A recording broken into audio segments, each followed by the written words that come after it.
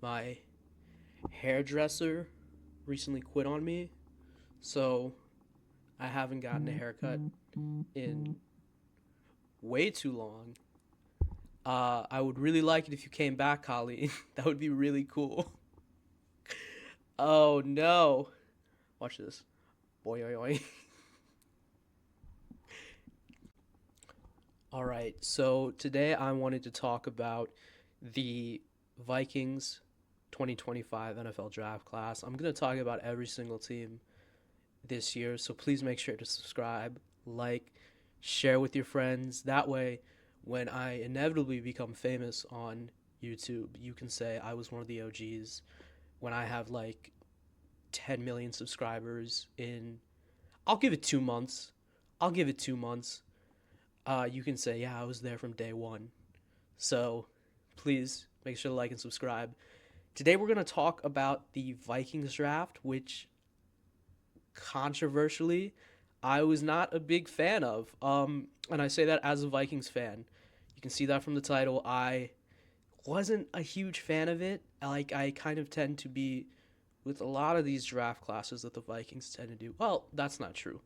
I'm not a fan of some of them in hindsight, but this one right now, I already am not too sure how I'm feeling about it. So let's get into that. I need to make sure not to put my elbows or hands on my desk, otherwise the desk will start shaking. It's too fragile. Uh, so with our first pick, first round, 24th pick, we chose Donovan Jackson out of Ohio State, who played tackle once Josh Simmons was out, but he's going to make his money as a guard in the NFL. And in a vacuum, I actually really like the pick. I don't know if I had a true first round grade on Donovan Jackson, but taking him at the end of the first round is certainly not bad value. But my worry is that we didn't trade back. We only had 4 picks in this draft class going into it, and that is worrying because I mean this regime has shown to not be that great when it comes to drafting. We've made a lot of mistakes. I love Quessy as our GM. I really do, and I'm so happy with him. But his one weakness, his Achilles heel, we have seen is his drafting. Um, and so as a result, we need more hits at bat. We need more chances to swing and hit big because ultimately Quessy might not be the best judge. Now, it is a small sample size, but even still, I think that when you only have 5 picks, no matter what your track record is, you should be trying to trade back and get more picks, which um, we know teams are trying to do. I mean, the Giants just traded back with the Texans prior to this to get Jackson Dart. We could have easily gotten those picks, and um, yeah, my worry is that we didn't do that. I know that Texans were apparently going to take Donovan Jackson had we traded back, so we wouldn't have gotten our guy. But really, I don't think Donovan Jackson is a dude that you need to take. He's good, he's very good, and I'm so confident that he's going to be success here. But there were other guards that we could have taken. Maybe none that fit the scheme as well as Donovan Jackson, but I don't know. Again, in a vacuum, I like the pick. And I'm not super upset about it. I'm glad we got our guy. I mean, our offensive line looks amazing now. Let's hope Christian Darrisaw is back and healthy because this really has potential to be the best offensive line in the NFL next year. So, with that, we're going to move into our second pick, which was at the end of the third round. It was Ty Felton out of Maryland. I am pretty familiar with Ty Felton because I am a resident of Maryland. I didn't go to UMD. I didn't get that good of grades, but uh, I really like Ty Felton as well at the end of the third round. I'm upset though that we didn't go for more of a need. Our wide receiver 3 spot could use some help, um, but I mean right now we have what Naylor as our best option. Yeah, I mean besides Addison and Jefferson, we need more help in the wide receiver room, but not that badly, especially since we have Addison, Jefferson, and of course, TJ Hawkinson at our tight end. So, what are we doing not taking a defensive back? I guess if there were none really on the board left and you were really confident about Ty Felton, I can forgive it. But again, the through line with each one of these picks is I think we could have traded back. I think we could have traded back and still gotten Ty Felton. And even if we didn't, we don't need Ty Felton. So we'll have to see where we go from here. But I am excited to see Ty Felton perform. I think he can get reps from year one. And I'm really confident in him, being that great player that we want as a rookie. Just a contributor is what we need. And I am pretty certain he'll be a contributor.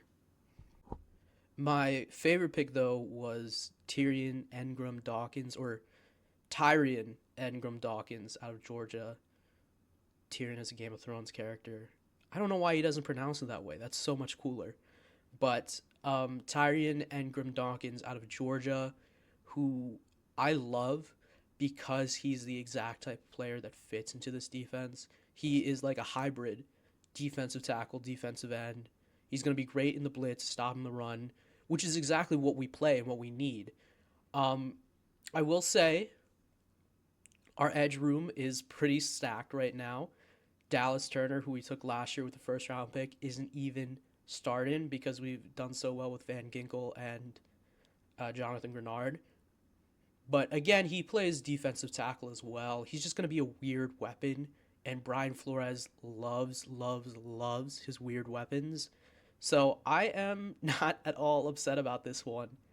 And with the fifth round, this feels like good value because a lot of teams weren't going to take him because of how strange he is and not knowing what to do. But Brian Flores, he's the best defensive coordinator in the league, baby. He's the best. We got this. We're going to take care of him. He's going to be great.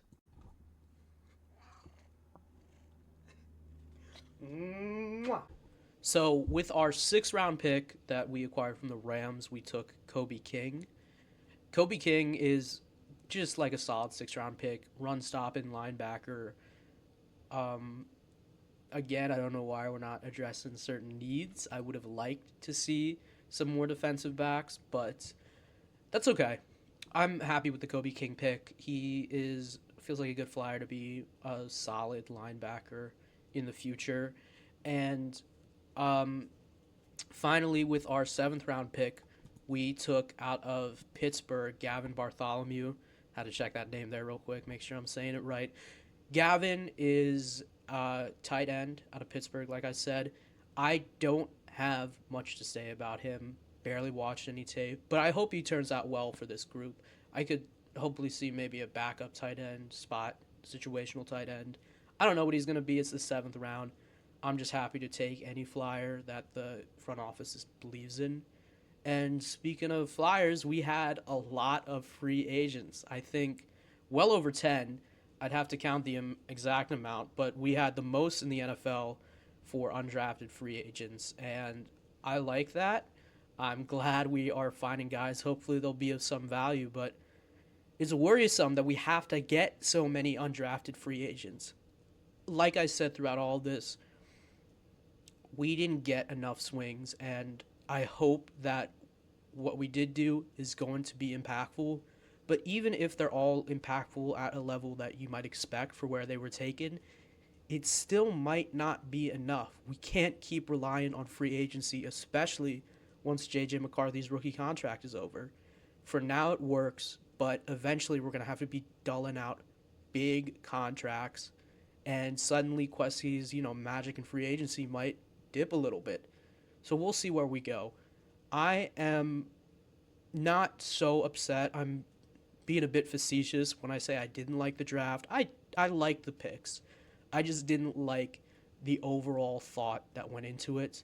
And I swear to God, I hope I am wrong from the bottom of my heart. I want to look like an idiot after this. But who knows? We'll have to see. Anyway, with that, please, like I said, make sure to like, subscribe, share this video. Just turn on those notifications, making sure you're getting all these videos. I'm going to do it for all 32 NFL teams. This is just the start, guys. We are going to be huge. Thank you so much for watching. Peace.